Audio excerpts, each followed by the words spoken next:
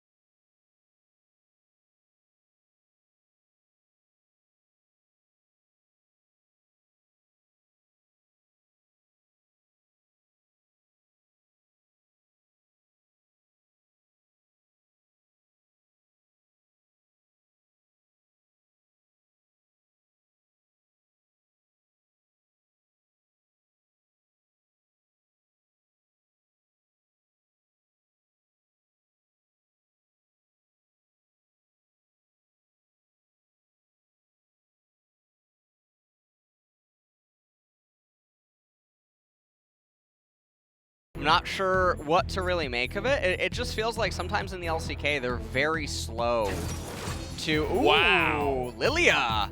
The priority. Coming out B1, 100% win rate. One of those were a robbery.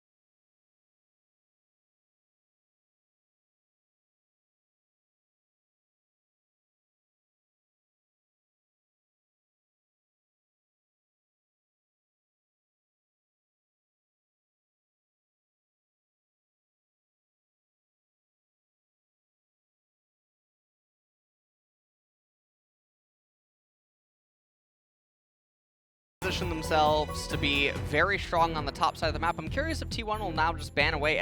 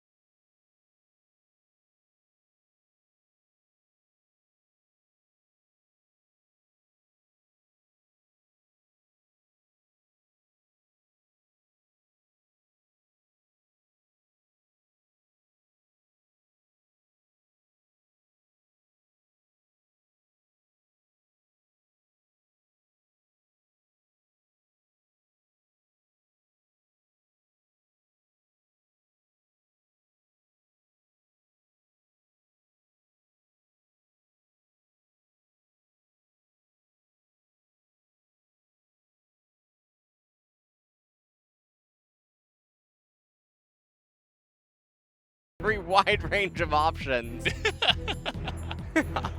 Yeah, I mean, everybody forgot about Varus. I don't think you would want to play Varus here anyway. Barrel insta-locks Leona. Yep. That was about as fast as it can get. Felt like solo queue there. Knew for a long time what he was playing. He's great at Leona. It also denies efforts Leona, who is also a great Leona player. And now Thresh is being hovered. I feel like the other option is Morgana in this spot. They could think that it's maybe a little bit too much magic from some of their champions. Nautilus is very surprising. Thought for sure it would have been Thresh or Morgana coming out as an answer, just because of the value that it provides. But they're really tunneling hard on trying to make picks on DAMWON's champions and suffocate them with all the champions that they've selected. So you have Ashe and Nautilus, and you have Kha'Zix there for the isolation. You have Death Realm on Mordekaiser. And this is going to be likely a very bloody game. If DAMWON gets ahead, there's basically no insurance on T1's side. And likewise, T1 gets ahead, there's no real insurance on DAMWON's side. So yeah, on even footing, we have a game on our hands, but if either team gets slightly ahead, it's just going to be a blowout. Well, that's definitely how a lot of the DAMWON games have been looking, that's for sure. They play fast and loose, and they're really good at it. So if you haven't watched DAMWON, where have you been, first of all? But you're in for a treat, but it's definitely up to T1 to try to challenge them today. As here is your composition. Insane split pushing with TF and Camille. The Lilia priority was interesting for me. Yeah. We'll have to see how they utilize it here, especially because it was B1 Yeah. by DAMWON. Mordekaiser, Kha'Zix, Sylas, Ashe, and Nautilus is the team comp for T1. And I'm really interested to watch how Closer is going to try to conduct himself here, because this is going to be his hardest match to date. Yeah, absolutely. An immense amount of pressure on this rookie mid laner for T1. And it's about him. It's about coming into this match and proving something. And you've got Faker just waiting to take his spot back. He's like, give me Showmaker one more time, and I will make quick work. Or at least that's what Faker is thinking to himself, no doubt. So all eyes here on the mid lane for sure. I'm very curious about Kha'Zix too, because it's definitely a pick that we haven't seen all too often in recent times, but does come out here in isolation against the Lilia. Can he pilot that to a high level? Yeah. You're seeing it. Well, does. Mickey D's. Oh, yes. Welcome to the new sponsor of the LCK, McDonald's. Wow. Where was my Big Mac? Well, I didn't get that before the games, hopefully actually. just made a lot of people order some McDonald's. Probably. You know, it's definitely, I don't know what time it is where, you know, everyone is, but McDonald's. When are we getting the McDonald's-themed skins? I'm ready for that. That does sound pretty good. Well, all right, Canyon's going to come in here. He's going to clear the Raptor camp. It's a pretty standard Lilia invade opening. Oh, he's the Oh, Smite comes in, and Canyon just got a face check here. The Kha'Zix getting to work with the red buff. The flash coming out from Canyon, and Kuz says, well, I'm not going to flash after you. I'm only level 2. I'll get the win in the flash and let you be on your way. And so Canyon, what he was trying to do is just ding level 2 really quick, make it over to red, and then win the Smite fight. And if that works, you just win the game. Pretty much. The enemy jungler likely won't recover from getting first blooded, having 2 camps stolen away, and then being so far down in tempo. Nuguri now on the Camille up in top lane, 75% win rate, KDA 4.0. See how everything goes here. Showmaker just trying to poke Closer down. Has W and E as his first 2 skill orders, just trying to make use of a lot of the auto attacks. And you can see Nuguri's confidence up here in top lane with the call. Gold card coming out. Showmaker really pressing for damage. He's already chewed through the potions on Closer, who has the fleet footwork as well. He does have a biscuit, but mid is definitely in a very rough spot, and he has to be really careful because Showmaker has Ignite with Spellbook. Yeah, that TF is looking to skirmish early and hard.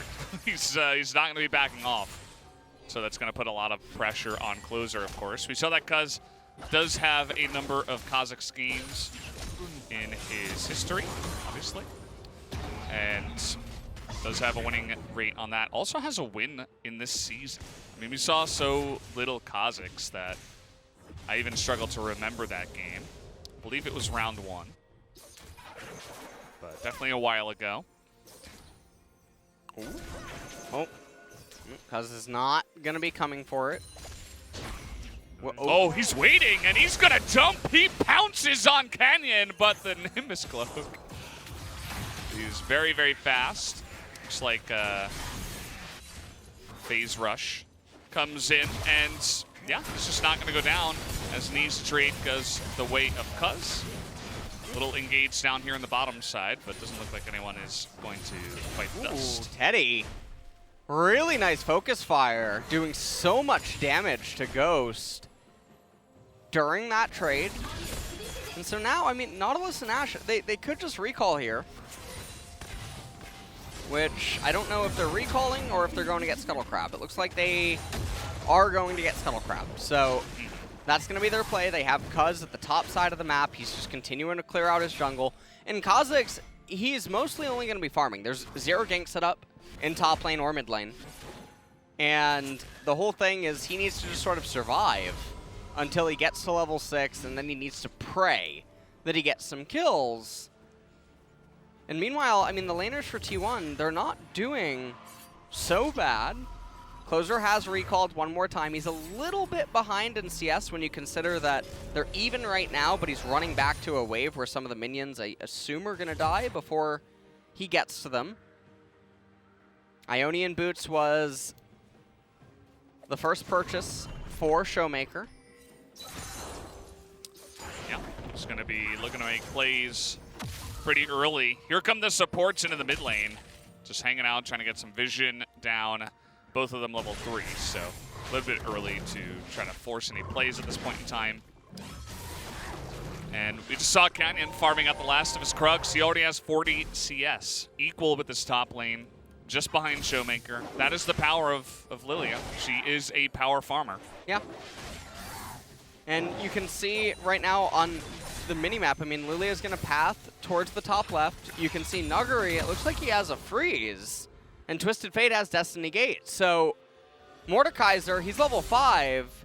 He has to be very careful because he can just get blown up in a second. Now, he's almost level 6. This is the level 6 wave for Kana, so he's only a couple of minions away from it. But this would be right around the time where DAMWON is looking to actually make plays and get kills. Yeah. Well, you can see that Closer in the mid lane, he's looking to clear out some of the vision. Looks like he took out a ward there, hopped the wall, and actually a wasted scanner by Showmaker, thinking that a ward would have been placed, but Closer decided not to place it. So a little bit of mind games in terms of the vision there. And this wave up on the top side did get pushed back, and now Kana is 6. Before, when it was frozen and he was 5, and he did not have the Death Realm available to force a 1v1. Yeah. Was definitely in a more dangerous situation. Now Kana, relatively safe under his turret with Death Realm, he's going to be just fine. Yeah, I mean, right now, he's sitting comfortable. Kazakhs is almost finished with his left side clear. And it really feels like DAMWON has actually missed a pretty big opportunity to make some sort of a play happen. And so this game is definitely going very slow, all things considered. A bit slower than we would have expected. We would have expected these two teams to be looking to make some plays a little bit earlier on, or at least DAMWON, in this case, this early on, as they're going to take the Scuttle Crab again. This is the second time Teddy's going to have that big influx of gold. Even going to hit full health, full mana, essentially, gets the little plant as well. And we'll just return to lane. Yep, doesn't bother to start up the Ocean Dragon or anything of that nature. Closer does return to the lane. He has the Merc Treads on him. Meanwhile, Camille up in top lane, only at 44 cull stacks remaining. Does look like Kana's going to go for the Proto Belt first item, but everything just going very slow, and this is very beneficial for Cuz on that Kha'Zix. Like we were mentioning in the draft phase, when the game settings are very even, it can really go either way, especially as we approach mid-game.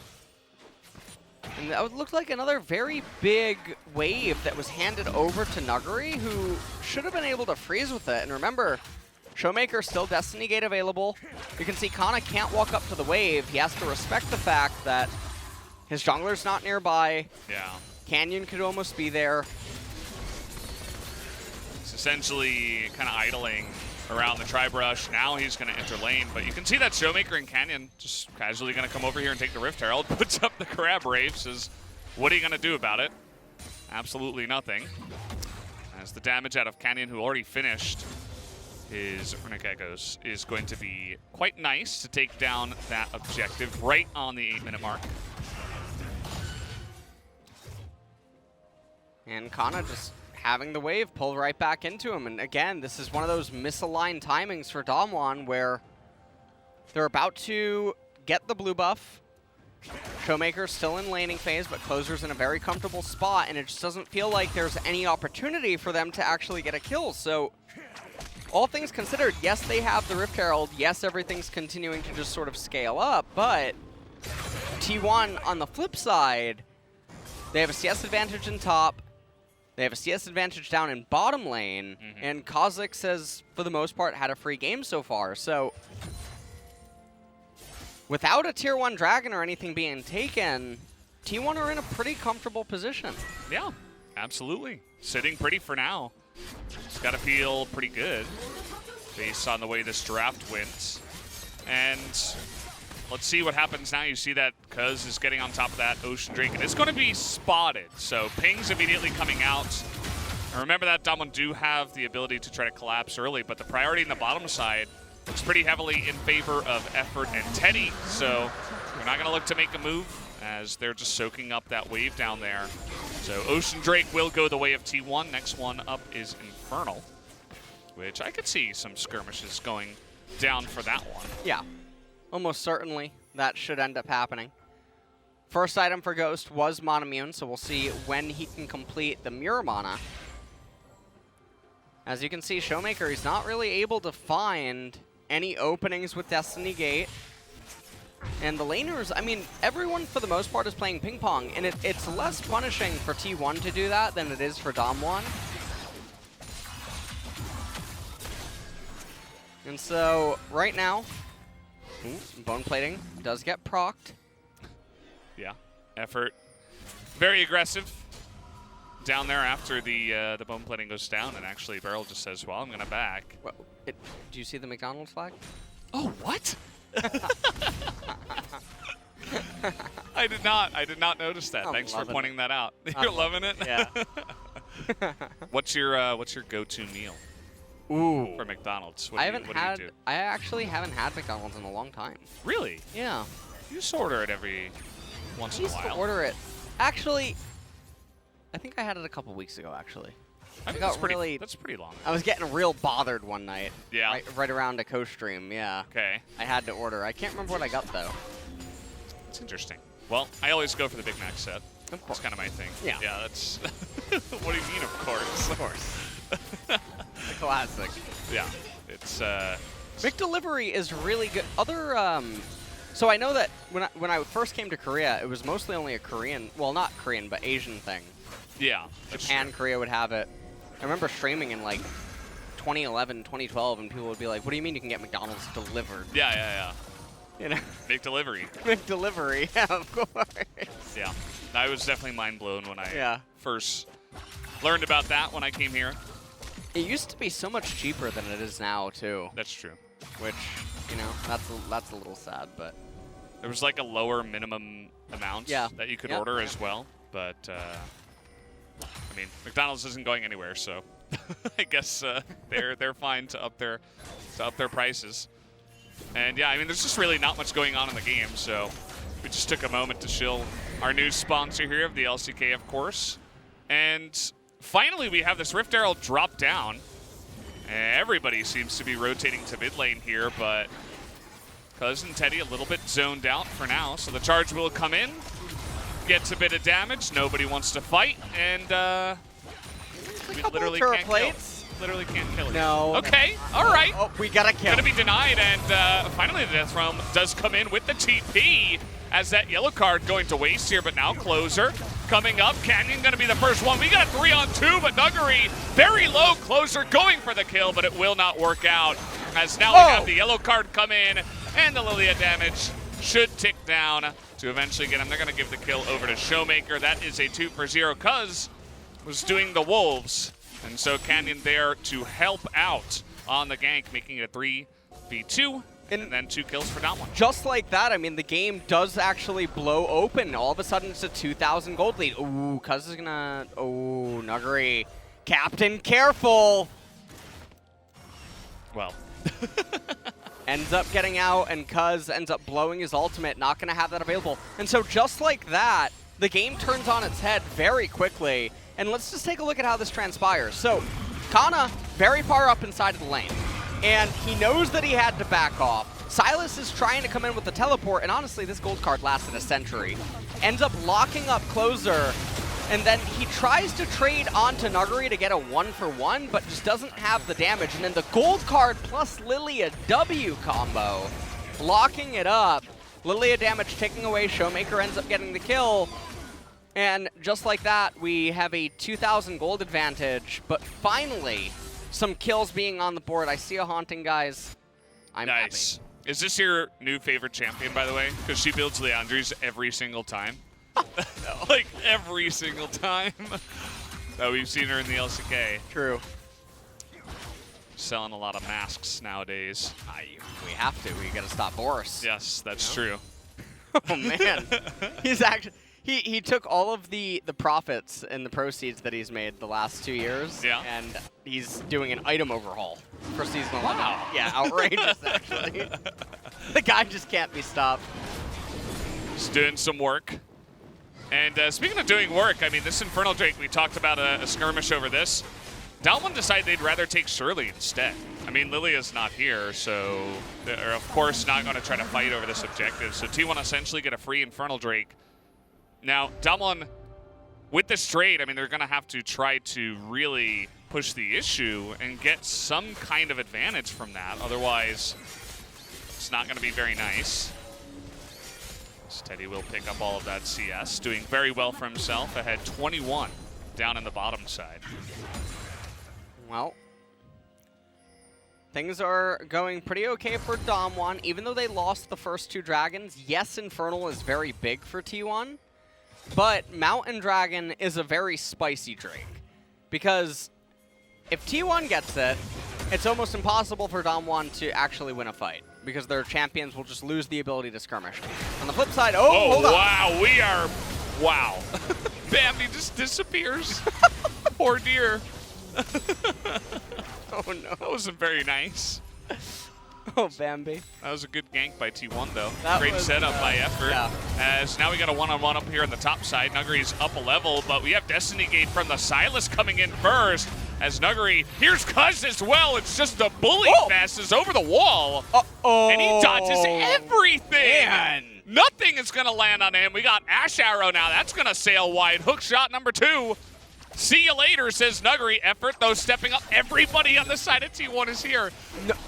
And they're actually going to slow down Showmaker here. He's going to have to flash. That is just a casual step up and frost arrow him in the face. That was a heist. I have no clue how he was allowed to get away with that, but he did. And this provided Ghost with actually a lot of relieved pressure down in bot lane. It does come at the expense of the flash onto Showmaker, but that's not the end of the world. That should have easily been Camille going down. Yeah. 100 out of 100 times, but manages to find a way out, and now Shirley's going to be summoned here in mid, finally going to raise a turret, and these are going to be the first turrets of the game going DAMWON's way. And when you look at the health on all of the turrets right now, all of DAMWON's are so healthy. That is a lot of standing gold that's going to be very hard for T1 to claim. Whereas on the flip side, DAMWON's about to raise all of the tier 1 turrets. Just take a look at how this transpires. I have no idea what Canyon's doing with that attempted trade because there's no way for him to get a sleep onto Silas, so it's not like he would ever be able to kill him. Ooh, freeze. Ooh. Don't obliterate. Hey, he's actually taking his time with this one. Hold on here. Canyon spotted. He didn't obliterate until the last one, that's right? true, He was though. autoing. That was good. He could have obliterated the wave and immediately pushed it back. Yeah, but he didn't. This is. Oh, Canyon. Oh, boy. Oh, they're not going over the wall. Fine. Okay. Now, is Mordekaiser doing it again? I can't tell because No, of the it doesn't look like it. I saw a lot of blue just disappear. Yeah, I think he's instantly shoving. Well, yeah, he instantly shoved with the minions. Okay, so because he did that, Nagari is going to get away for free. Not the end of the world, but not a whole lot going on. Neither top laner or Nagari cannot actually push the top tier 2. And Kana, likewise, cannot actually advance too far out into top lane. Yeah. Because he risks just getting killed. Now, Cuz is going to shadow him right now. And that ward is not going to spot it. So this is going to be pretty interesting. Now, what Kana's trying to do is induce a hook shot. And Nagari's saying, you know what? That is an awful bluff. Yeah, that was really obvious. But, I mean, had it landed, he was, there's a good chance that he could have gone down. So I don't mind them for trying it. And Cuz we'll just get to work on the Krugs right afterwards. There was a large amount of gold that was just eaten up there with the 3 turrets that went down in succession after the tried play by T1 up on the top side and everybody kind of being out of position to defend their turrets. And, well, T1, they're down 4,500 gold almost, which is a bit rough. And if they lose this mountain, it actually is extremely problematic. It hurts Kha'Zix so much. It hurts Mordekaiser and Silas's sustained damage. Ashe does not typically build Pen until way later. And she's a champion that gets very hurt when the opponents just grow so much stronger in sustained trades. And you can see all of DAMWON is here. They're ready to tango. And Lilia is so strong at this stage of the game. As Ghost is looking like he wants to actually shove in mid-wave. But, okay, for some unholy reason, T1 starting Mountain. Yep, they're going to go for it. Oh, they're looking at turn on Nagari. That's not going to pan out. Nice amount of poke damage already coming out here from DAMWON. There's so much poke with Twisted Fate, Lilia, and Ezreal. And Nagari, T1, they have to concede this, I think. Oh, they're going for it, and the spike goes the way of the Lilia. So trying to fight now, the knockup on the barrel will be good, but they actually don't even kill the Leona. He's going to get away as Nagari here in the Death Realm. DAMWON looking to re-engage. Showmaker going around the right side. He's going to fight Teddy, and down he goes, and this will be a massacre by DAMWON over T1. They funnel them into the Drake pit and take them all down, only losing a couple of their members for it. They also stole the Mountain Drake, and that is a huge swing into the pockets of DAMWON. Yeah, and I feel like losing that Mountain and losing that fight in that manner might just be the nail in the coffin. Now, I was mentioning they should just concede it. They're at very low HP values, and this angle of a fight is way too favorable for DAMWON. Even if Beryl goes down there, what does it really do? Because take a look at Leona for the remainder of this fight. She's not doing anything. She participates pretty much nothing. Twisted Fate just has so much value, and when Camille comes out of the Death Realm, she's pretty hungry for some kills. Twisted Fate, Ezreal, they're just going to have so much freedom inside of the sustained fight, and T1 losing the Mountain is very problematic for the reasons that I already mentioned right before it took place, and this game's looking pretty doom and gloom. It definitely is. I mean, we talked about the combo of TF and Camille. Take a look at 4-0 and 3 TF with 3 items already. 23 minutes in, he's got the rapid fire cannon. And we also got Death's Dance and Trinity Force complete here for Camille. So the pieces are in place. Even Ezreal has hit his item spike already. Leandry's done. And there's a lot of utility items taken here on the Sylas and the Mordekaiser. But, I mean, at least they do have some items, but definitely not comparable at this point in the game to what DWGN have. He was doing a great job up until this moment. I'm not sure if he's going to be able to carry them from here, as DWGN are in a little bit of trouble, perhaps, if they look to try to collapse here. But DWGN very close proximity, and they could have TF there immediately. Oh boy, this is, well.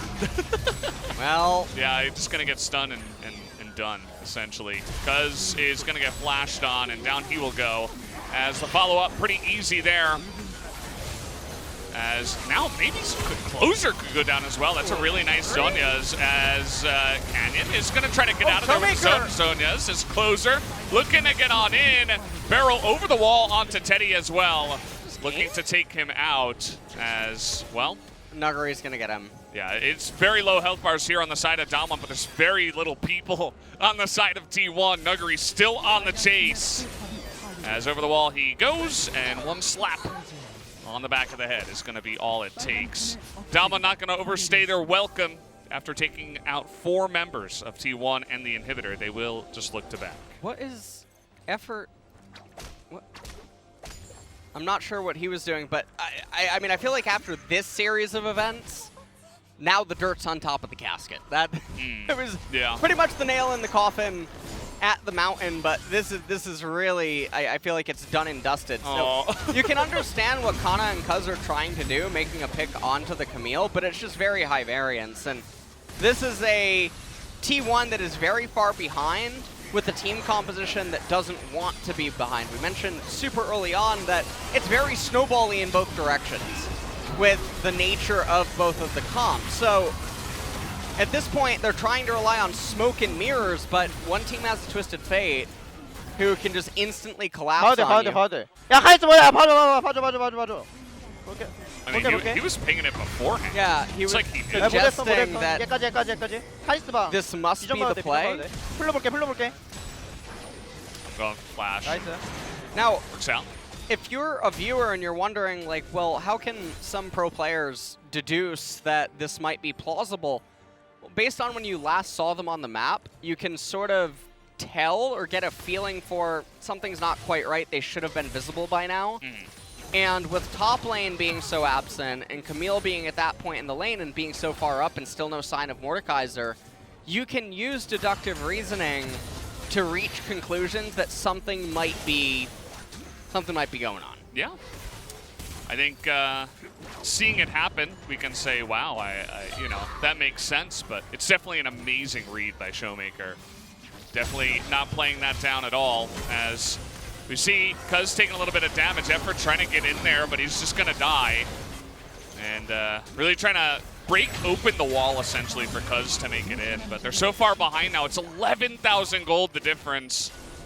As TP is coming in from Mordekaiser, they're not even looking to fight 4v5. So a little bit confusing on that one. As DWGN now with the Baron will be looking to push, potentially end this game. Yeah. With the Baron and just all the advantages they have right now, they don't even seem interested in getting that Mountain Dragon. And so we're probably going to see, oh no, they're actually going to be, oh wow, erring on the side of caution. Yeah, and the Mountain Drake priority too. They're like, we can't let this go, actually. Oh, they got some vision there. That's yeah, that's a nice amount of damage, yeah. Yeah, the Kazakhs, I mean, you were talking about it for a long time, right? If they get behind, it's going to be extremely difficult for them to even approach. And I love this, by the way. They're definitely very far behind. Look at how many masks are in the inventory. That's true. Wow. Boris is fuming. We got 2 here on the side of T1. I mean, that's good to see. Sales are up. Sales are definitely up, yeah. Coming in a little bit late, though, but, you know, at least they're there. That's double Mountain Drake now, by the way, for DAMWON. And, yeah, this is vision given by the Destiny Gate. Effort just trying his best, but... Yeah, there's just not much that T1 can really do at this point because they can't really tango in a straight-up 5-on-5, and if they don't get a pick, nothing really matters. And even if they do get a pick, the gold gap is so big in the nature of the champions that DAMWON could probably win a 4v5.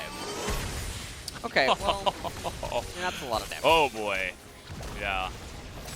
And they can do that over and over, essentially. The amount of damage they have that they can do from afar is pretty gross. And even like the swirling seedling, right? The bowling ball that Lilia's got, she can do that from very far range. You got True Shot Barrage, Ezreal Qs. Camille and TF can close the distance very fast, so from behind, oh man, Teddy is just in a really awkward spot here in the front. He's trying desperately to carry it, but he cannot, and here comes the rest of DAMWON into that back line, just gonna clean it up as not even Beryl.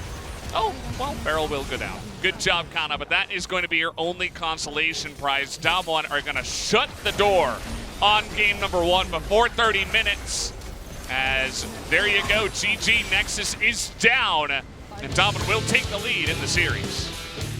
Well, that's going to be game number 1 going to DAMWON in very dominating fashion, even though it had a very slow start for both of the teams. All it took was that one mistake by Kana being too far up inside of the lane for DAMWON to capitalize, Closer handshaking it, and then getting killed himself. And there was really no recovery. The Mountain Drake was basically the last hurrah, and T1 handshook it, but ended up losing everything. Yeah, just we saw the power as well of the TF coming out here once again. There's a reason why Showmaker, even after the nerfs, is like, no, this is still good. I'm just going to play it every game that I can. Yep. And we saw, again, going back to the draft, we saw set ban third, which was very interesting. I think that could have been changed up for T1. Besides that, the Nidalee makes sense against Canyon. The Volibear seems to still be okay in the current state of the game, so those 2 bans made sense. But definitely some work can be done by T1 going into game number 2. I thought they handled the early game relatively well. Just after that, things fell apart very quickly. Yeah. And unfortunately. So another question, does Faker come in now? Do you think that that performance from Closer, was that the nail in the coffin for him in this series? And will we see Faker? Well, I don't think Closer really did anything super wrong or bad. It's also just, again, this is a very hard game to play from Cuz's angle. Oh, yeah. And from Closer's angle, what do you really do when you can't do anything for your jungler? You can't get really prio against Twisted Fate. You can't really roam top lane. What will happen is the Mountain Drake fight, but they fell behind by the time that happened, and then they just lost a little bit of control. So it was a razor-thin line for T1 to walk. They were walking it, and then just sort of fell off. Yeah, it's rough. Can't really blame them in that scenario, but we'll see if they can try to come back and challenge DAMWON. So far, nobody really seems to be able to do it, and there was no difference here in game number 1. We'll see you guys after the break.